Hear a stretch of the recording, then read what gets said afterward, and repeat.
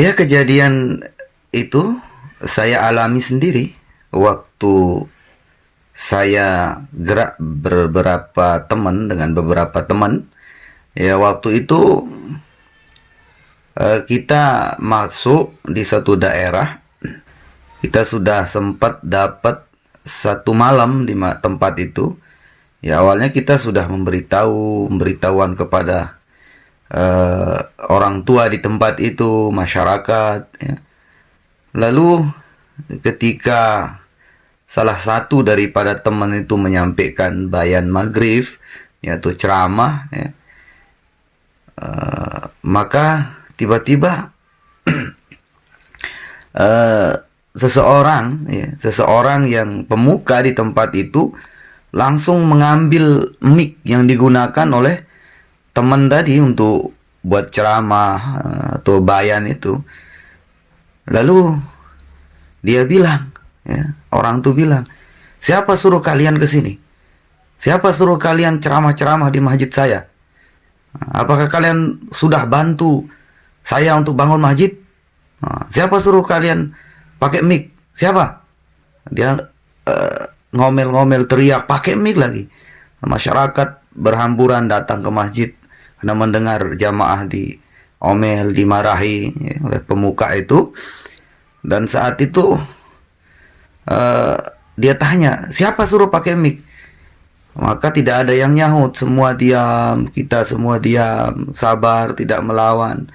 Ya, kemudian ada marbotnya atau pengurus masjid yang biasa bersih masjid bilang, apakah kamu yang suruh dia pakai mic ini sehingga ceramah di masjid ini? Kemudian dia bilang, saya pecat kamu saat ini juga, itu katanya. Maka semua pada diam. Maka kemudian dia bilang, pokoknya malam ini angkat tas, pergi, pulang. Tapi kami jamaah diam saja, ya. Cuman kami bilang, maaf, ya, kami di sini tidak ada maksud lain kecuali untuk silaturahim, untuk saling nasihat menasihati. Saya tidak mau tahu, itu sudah saya tahu dulu itu apa yang disampaikan, itu katanya. Tapi kita tetap bermalam, ya, bermalam di masjid itu. Lalu kemudian pagi harinya itu kita pindah. Tapi masyarakat datang tidak mau melihat kita pergi, diam saja, biarkan saja. Toh dia saja itu, atau berapa orang saja yang tidak suka. Tapi karena untuk demi kebaikan atau demi kemaslahatan tidak terjadi suatu, maka kami pindah dari masjid itu. Ya, kami pindah. Tidak lama kejadian itu, naudzubillah tsumma naudzubillah, rumah orang itu, ya, rumah pemuka masyarakat itu terbakar. Itu tengah malam itu terbakar. Dan ajibnya, padahal itu tempat sempit, itu rumah itu padat sekali, terbakar tuh rumahnya sendiri yang terbakar. Rumah tetangga, rumah kiri kanan, samping, depan enggak. Itu. Dan ajibnya lagi, ya, yang bangun saat itu ada di sana ahli masjid yang senang, yang khair, yang suka dengan jamaah, yang nangis ketika jamaah usir. Maka dia yang tolong itu, yang tolong pemuka itu, orang itu dengan istrinya. Semua itu ludes, rumahnya, surat-surat apa, baju ndak ada, cuman dia saja yang selamat dengan istrinya.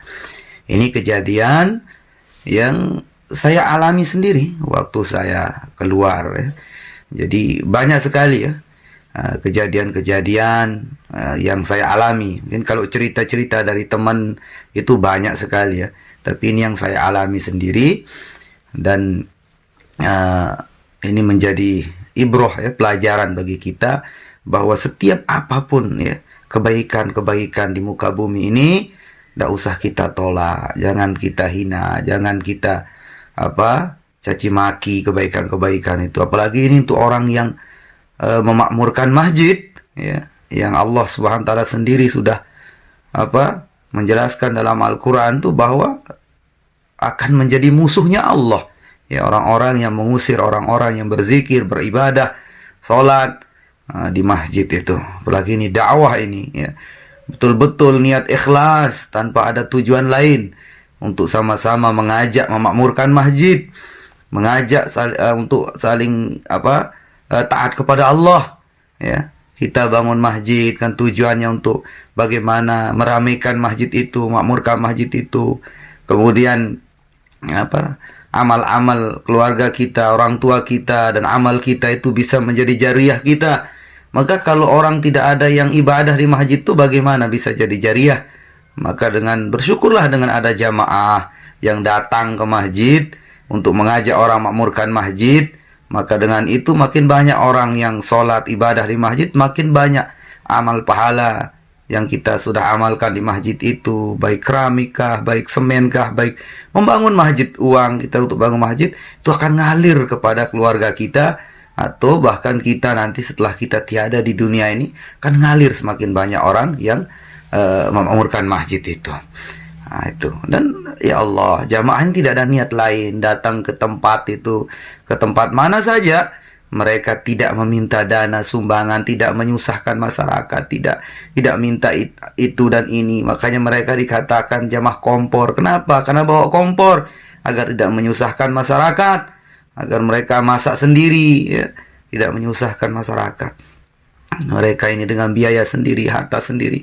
Maka janganlah seperti itu. Banyak sekali kejadian-kejadian yang saya alami pribadi dalam pengalaman dalam usaha dakwah ini. Alhamdulillah, ya, Allah SWT perkenalkan saya dari tahun 90-an kerja usaha dakwah ini.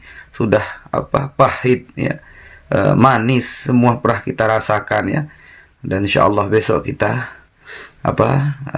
saya akan kalbuzarikan lagi tentang bagaimana kepahit-pahitnya dalam usaha dakwah, tapi semua kita bisa lewati.